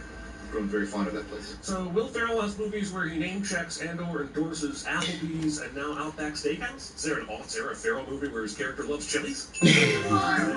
This part of the movie hinges on the singer getting angry at a heckler who keeps asking him to play non-80s Billy Joel songs. And have you ever been to a catering event where some dude was right in front of the stage constantly heckling the band and screaming out songs he wanted them to play? Because that's not a thing. But also, the song is called People Start the Fire. Crowd yelling, douche-faced dick, not start the fire. Get it right if you're going to think about it. It's like going to an Adele concert, sitting front row, constantly screaming, rain! Going to a Rage concert, shrieking, Nina! Hey, Billy Joel blew up sucks! Why has no one in the event staff even tried to remove this guy at this point? I know the movie wants to turn this into a failure for Brennan, but even the other guests should have booed this guy out of the party several comments ago. You know what? You cost me money. How? Didn't all these people still pay to come to this party? Band singer mouthed off and got arrested, but the event is a hit. Also, it's weird to watch Adam Scott play an even bigger dick than he plays in Ben Stiller's Secret Life of Walter Mitty, which I guess no one really saw, but trust me when I say that Adam Scott is a total dick in that movie, but not as big a dick as he is in this movie. You're out 5,000, my friend. I'm not sure this counts as firing him from a legal standpoint. I see an empty stage. Except for Randy, front and center, on the microphone, talking to the crowd as you speak. I see drums. I see a drummer. I see a microphone. And I see a singer. Jesus, dude, have you learned anything? I wanted to be a Tyrannosaurus Rex more than anything in the world. Someone got bullied a lot as a child. I hated the way you guys were performing. I hated you. But it just kills me to see you so crushed and normal. What the f***? You, sir, have learned the wrong That's what you gotta do. Company that offered video editing, global strategy, and catering. This Sportivo Valare is on for all of some time. While it is kind of humorous, he is singing the Andrea Bocelli hit Time to Say Goodbye in Italian. It's also unacceptably stupid that this dumb knows these lyrics in any language. He can't count to 10. The sending is really stupid. Dale repeatedly shouts oats and hoes into the mic. But also no one seems to react to it at all, almost as though they don't find it funny. The other stepbrother's wife hallucinates a forced encounter with a centaur Dale, and what the f you people do know that weird doesn't always equal hilarious, right? Even Derek is won over by the singing, and I hate this f***ing bullshit. The fact that the therapist sees this and is somehow suddenly in love with Brennan is the most offensive thing I've seen since Travolta adopted Cage's son in Face Off like it was a shoe purchase. The entire psychology profession should still be boycotting this movie to this day. Not for real. Drum solos, ruining a perfectly good ice sculpture in the making of this movie. We could hug, and you'd like that. God damn it, movie. Couldn't just take your bigot lumps and slink out the door and then bigot some more on the way out. A legal obligation to be here.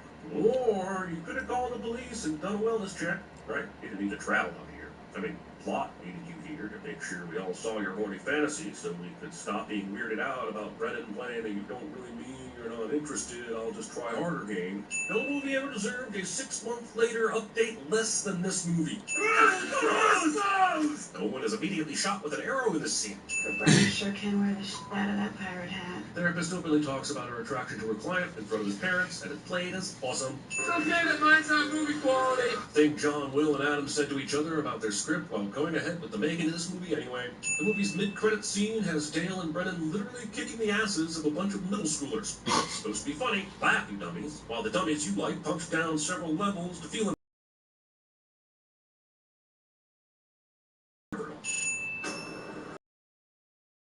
It was funny. It was crazy. It was funny. It was crazy. It was funny. It was crazy. It was funny. Fight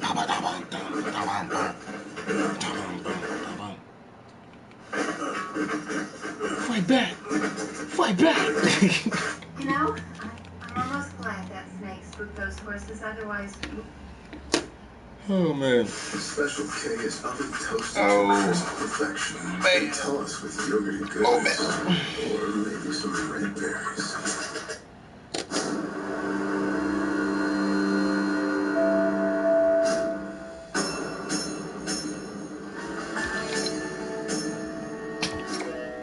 ooh, I can do this. If you can't be bothered to find a witty quote that actually applies to your movie, just make up some assign it to the most random historical figure you can think of. Right. Therese, 1450 BC. Also, reading. Nice to see the moon still getting work 3 years after its breakout performance at Bruce Almighty. 1, 2, 3.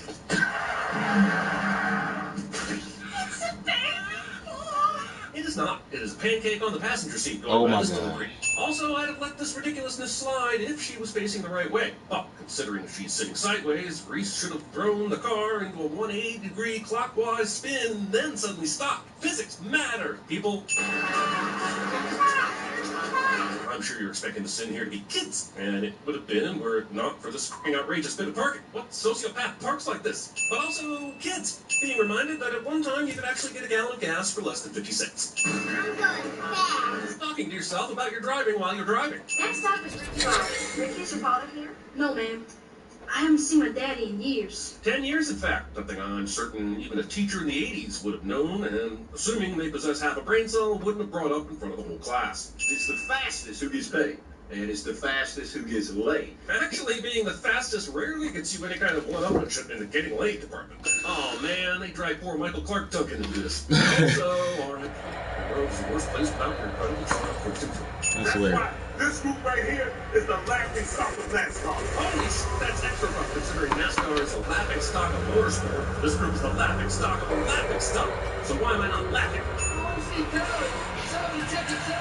no way that at a sporting event this size, this absolute chicken sandwich place will serve right at the table and start eating the 30 seconds since we last saw it.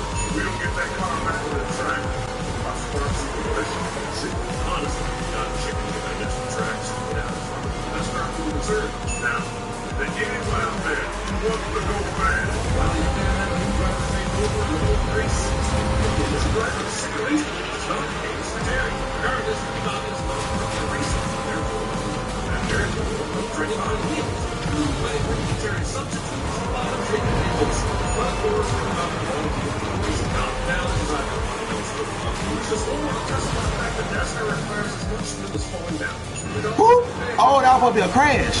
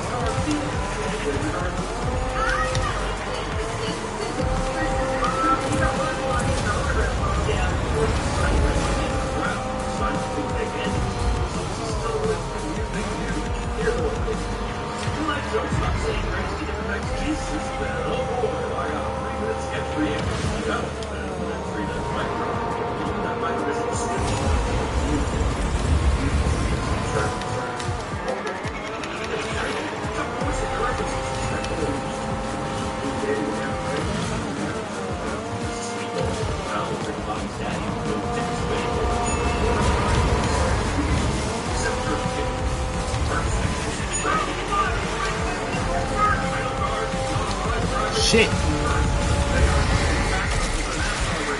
Fuck.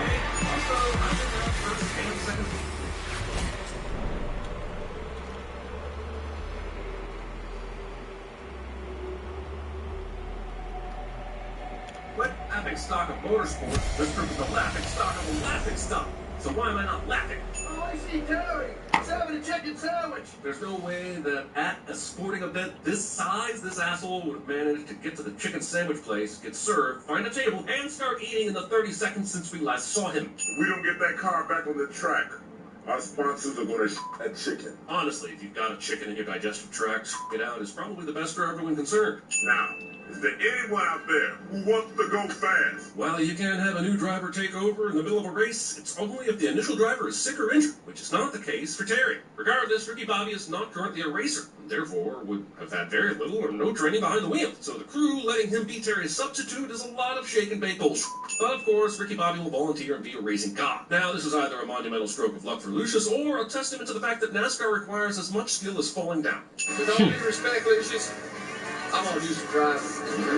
Letting the drama of the moment decide when you should shift gears instead of the car's engine. Big story from Talladega today. Little-known jackhand Ricky Bobby places third in the Dennett Racing Machine. He got third? But they were out of the race for minutes. He had to get changed. How did he manage to unlap himself that quickly? That's not just being good at NASCAR. That's driving a car that's faster than everyone else. I mean, that's so ridiculous you may as well just give him first. The idea that there is not one but two magazines about car racing available to the masses. Ricky Bobby wins with Cal Naughton Jr. finishing second. Cal finished second? Why is this random pit crew stacked with incredible drivers? Ricky, I can understand because this is his movie, but two drivers from the same team absolutely dominating means they probably just have the best car in the field and should have been winning regardless. No, it's me, Susan, your assistant. Susan, you gotta watch it when I get into autograph mode. Yeah, but you weren't just signing random heads in the crowd. You were signing the things they handed to you. So this is still a really fucking weird thing to do. Dear Lord, baby Jesus. If you like jokes about saying grace to different types of Jesuses, then oh boy, I got a 3-minute sketch for you. If you don't, then the next 3 minutes might be rough, and you have my permission to skip. My two beautiful,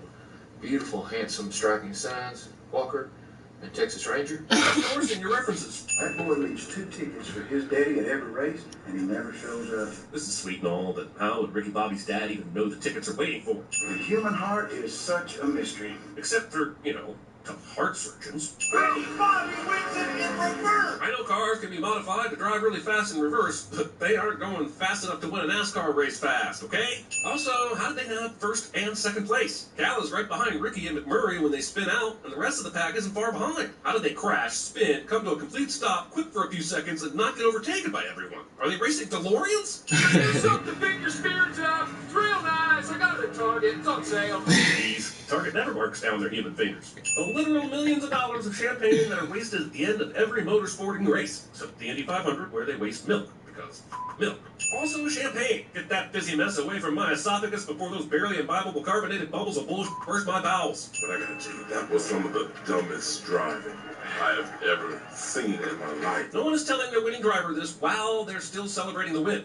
Waits until the race debrief, or, probably never, because the marshals would have disqualified him first. I know you want to race. You're not gonna live forever. I'm not stupid, Lucius. No one is forever. Ricky Bobby would be the fastest cinema sins, weirdly. With all due respect, Mr. Dennett, I had no idea you've gotten experimental surgery to have your balls removed. What was that? Well, I said with all due respect. That doesn't mean you get to say whatever you want to say to me. Thank you. With all due respect is the movie trope that everyone knows it's code for go f yourself. And with all due respect, it should duly go on, respectfully. It's in the Geneva Convention. Look it up. I'm not sure this joke works because it relies on me believing that Ricky Bobby has enough context to even vaguely know what the Geneva Convention is or how to use it in a sentence. We've had presidents who can't claim the above. Why did you stop the jazz music? Character played by Sacha Baron Cohen has a weird accent cliche. I think what you are hearing is my accent. I am French. Sacha Baron Cohen giving the French another reason to hate us. He's from London. He's from London. Londoners. Greatest country on the planet. Well, what have you given the world apart from George Bush, Cheerios, and the Thigh Master? Hey, the Thigh Master was invented in Sweden, Cheerios rule, and I'm not sure what point I'm making. What the French trying to give us?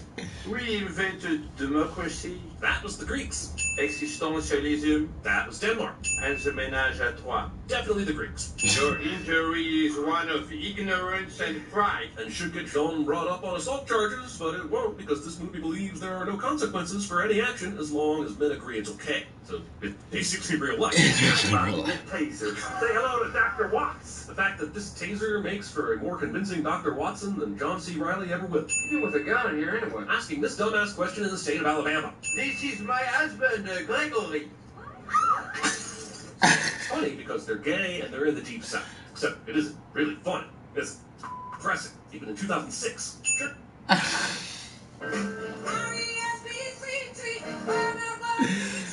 Oh man. Unshattered pyramids. Kiss my ass on Sunday. In shocking news, the Jays Monday through Saturday sued Lucius Washington for negligence soon after the statement was made. What the hell's going on? The man can drive. Why is he surprised by this? He's watched two random members of his pit crew rise to the top. Of course, the literal F1 driver is going to be able to drive. And check out his crew chief over there. Won the Nobel Prize for Physics back in '93. Still doesn't explain why he's wearing a lab coat instead of a crew pit uniform. And now, John Gerard is sitting on the pole, which is, of course, a statement of fact and in no way a comment on the driver's sexual orientation. Well, he's not literally sitting on a pole either, so it is, in fact, not a statement of, well, fact. I want to know. That's good for me. Guys, I honestly no longer have any clue what's going on. This is like a series of SNL sketches that never would have made it past dress rehearsal turned into a film.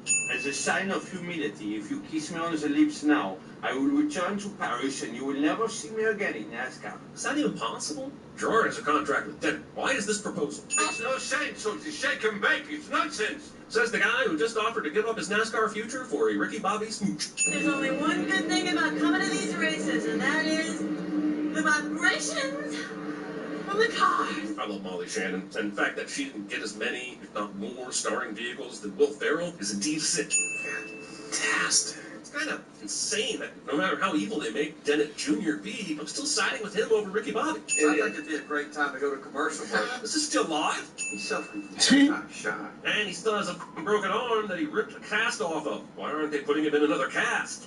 I did a full spread for Playgirl magazine. I would give all the sins back if we found out Cal used the name Reed Rothschild when he did the Playgirl magazine spread, and this movie was in the Boogie Nights universe. Get it to me straight. Is he ever going to be able to walk again? Oh, I'm sorry. I thought someone told you. He's fine. These guys have been visiting Ricky Bobby long enough to be telling him stories at his bedside, and yet not a single f***er in that hospital was able or willing to tell them what his actual condition was. And they never asked. Also, he's physically fine. Physically. This movie makes a big joke out of Ricky Bobby's mental trauma, but I'd like to see how this movie feels after being tossed through the air like a matchbox car in the hands of Sid Phillips.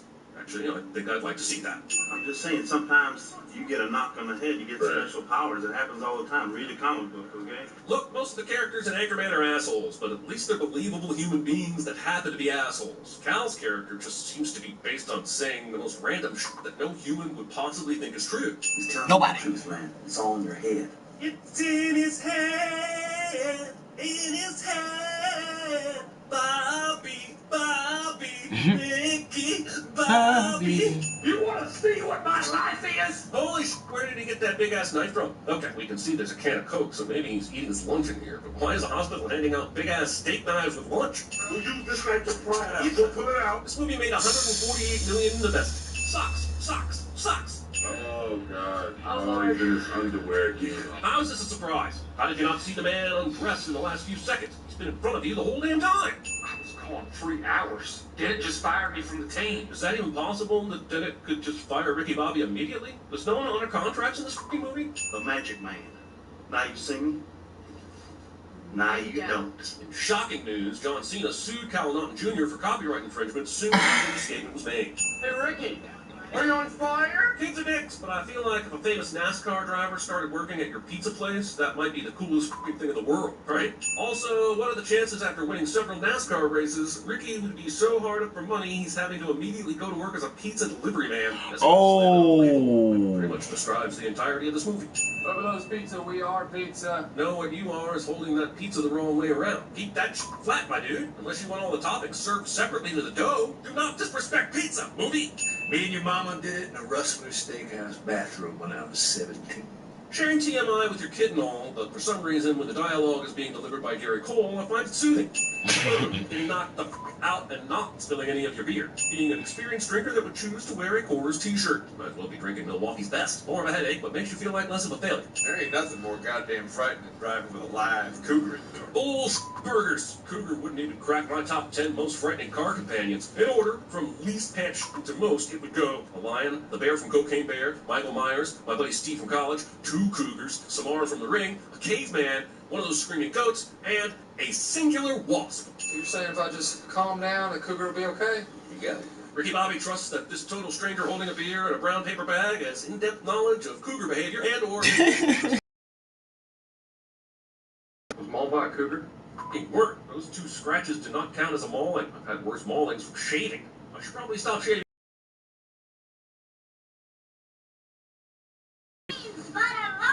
You and the rest of the anarchists, my dude. How many more times are you going to toss me the radio in the bathtub? Not embracing the opportunity to get your what women want powers. Nothing to be scared of. It's a new house. There's a lot of creaks and moans and groans in it. That's the opposite description from what the new house should sound like. And Cal dealing with a haunted house would make this movie at least 8% better. So I take the kilo of cocaine underneath the car and call the boys in blue. Now, the way I figure, you got about 2 minutes before they show up. You do 5 to 10. Yeah, but Schrodinger's cocaine is taped under your car, dumbass. You're the one doing the jail time. 116. 116! Pull over! There's no way that a car chase at over 100 miles an hour is ending with a pull over. It is ending with a...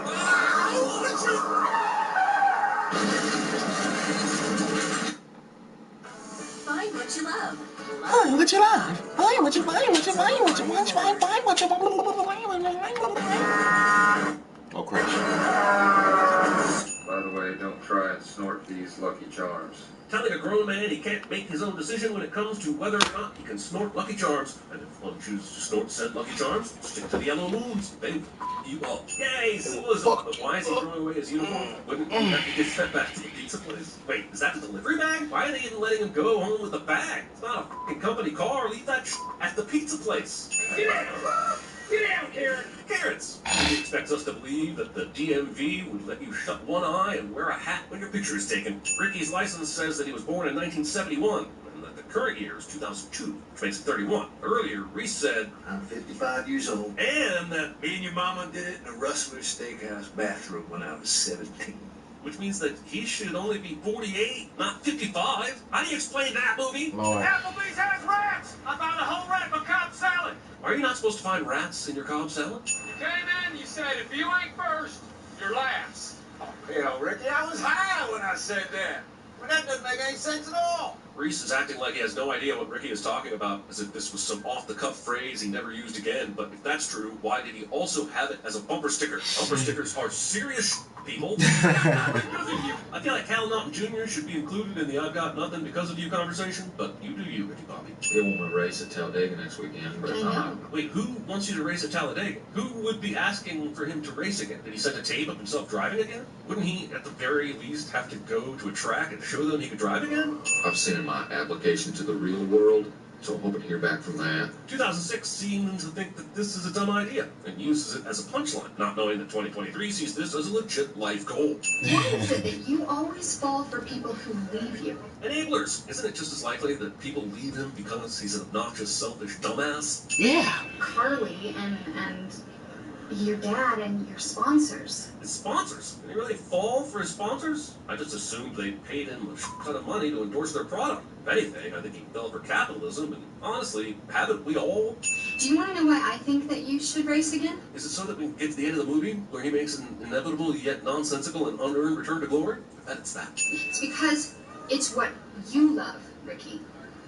It is who you were born to be. Yeah, but maybe he only loves it because that's what he saw his father do and followed that path in a desperate attempt to win his approval and accidentally dedicated his life to a sport that he may or may not actually love. The lesson shouldn't be do the thing you were born to do and nothing else. It should be don't improv your entire movie and expect me to laugh at random shit because it's random. You don't need to think, you need to drive. You need speed. You need to go out there and you need to rev your engine. Amy fucking Adams, which normally means I would remove a sin. So instead I'll add thought. Trying to get it on. You are, and I can't think of 2 characters in a movie who have ever deserved less to be a couple. We're not a pit crew anymore.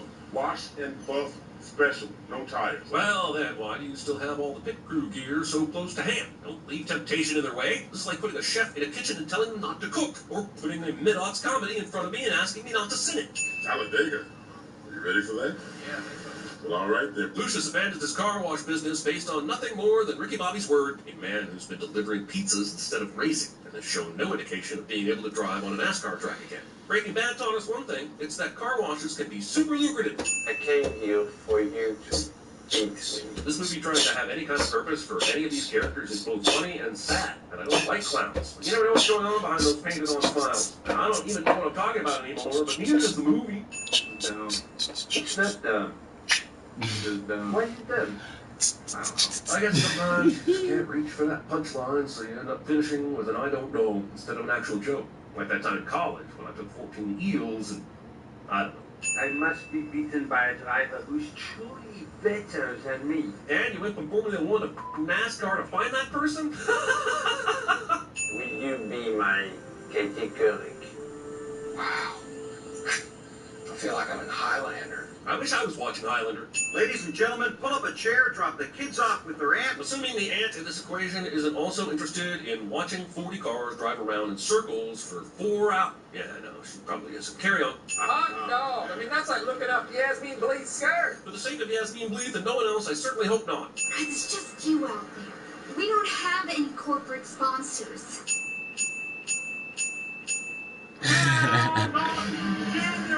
Since Gerard has still been racing, and most likely winning, that means Cal is coming in second still all the time at best, which in the grand scheme of things is awesome, but it doesn't make any sense why Carly is still with Cal, since she only marries winners. Abracadabra, Holmes. The fact that Ricky Bobby makes for a more convincing Holmes than Will Ferrell ever will. Button switching, visor flicking, more button switching, more visor flicking. Excitement? So should I not tell him that after 14 years of marriage, you're still afraid to let me see you naked? Wait, that's not normal? Hey, Ricky, you've got Brian Wayfrist, the guy that replaced you at Dennis Racing, dead ahead. Movie gives us the name of a character we will never remember, nor give two shits about in the next 2 seconds. Maybe subconsciously you slept with Ricky's wife, the way of, getting back at him for making you come in second on us here. I don't really see how that makes sense. When it comes to Carly, between Cal and Ricky Bobby, Cal is still coming in second. I know one thing, that Carly was definitely unconscious every time we had sex. I think we're supposed to like Cal. Also, Cal is referencing sex in the past tense, even though he is married to Carly in the present tense. I hate that this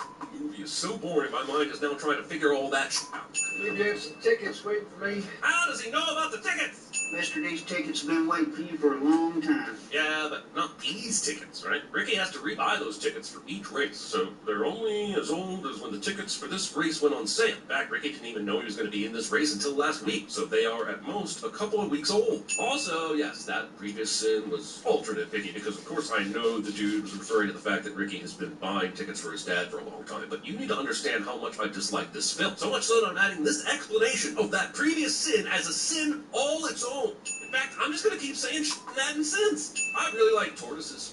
Scuttlebutt is a fun word to say. Tundra. Nothing rhymes with orange. Better than cumberbatch. No lozenge doesn't count. Bacon. Home doesn't mean the same for me as it does for you. Why don't you come home with me? Consult them. Follow me. And here he is now. I have a complete and utter horror of ugliness. I don't know why. Because you're a terrible person. Don't be mean. Because I'm so kind to me. You're just a stranger. Oh, that's just giving me goosebumps. Look, Pamela. Oh, no. If he doesn't do it, he's done. Why would Cal take this threat seriously at all? He's been consistently finishing in second place at all of these races. There would be an insane amount of competitors willing to give him a contract if Dennett let him go. Ricky Bobby is my best friend. And it's shaking big time. And with that, Cal literally finds an extra gear and decides to overtake Ricky Bobby. What was stopping him from doing this earlier, you might ask? Great question, I would reply. Also, why would Ricky Bobby let him overtake? He has no idea that Cal is on his side. Wouldn't he try to block him? Damn. Tell Brian Waycrest to take out Tilda right now. But isn't the damage done? He's already helped Ricky get to the front, so what good does taking him out do now? Also, this should have killed so many people, and Bennett isn't even arrested even a little bit. The entire field was in that wreck. We've only got 6 laps to go. Only Ricky, Bobby, and John Gerard got away clean. He said, completely ignorant of how convenient that is for the movie. Race officials have completed an extensive cleanup of the track. We're ready to get back to racing. I was going to send the fact that there's no way this race would continue after that huge accident and a bit of cleanup. However, a few seconds of research shows me that a literal death probably wouldn't stop the race from being completed, and that is some bullshit. 10 cents for NASCAR being an insane sport. I watched the Highlander movie. It was This hot take isn't backed by Gerard's own 16-minute or less. Anyway, the dumbest ending of any movie about cars. Well, I've seen a lot of big crashes at Talladega, but this is the longest one I've ever seen. Let's take a quick commercial break and we'll be right back. Movie takes time out to sit itself, thinking it'll excuse it from me sitting it for the same reason. Self-awareness will not be saving you today, sir. We wouldn't dare play the music, but the sin is dragging poor Pat Benatar into this mess. As if anyone from that distance could see who had their hand farther across the finish line. Ricky Bobby wins to it's completely illegal and in no way will count. I said not today, sir. Forcing your Ricky Bobby lips on someone else without their explicit consent. I painted the car. We had sex. Is that right? Yeah. Yeah. Well, I wish I could have been there for that. We all do, Reese. We all do. We all do. Wait. Ignoring the fact that there are 4 adults and 2 shitty kids into a 1969 Chevelle Malibu, what about the car that they came in? I'm guessing they didn't walk to the race. Driving off into a literal sunset cliche. Goddamn movie can't even end without pissing me off. Today, we want to talk about something serious. Packs of stray dogs that control most of the major cities. The movie shares all of its best jokes during the closing credits. Y'all know what that means. No matter where we go, Y'all know what that means. So I don't want to see any more frowns or braids. Y'all know what that means. It is 11 o'clock. So that means I'm finna get off. Dun dun dun dun dun. Hey!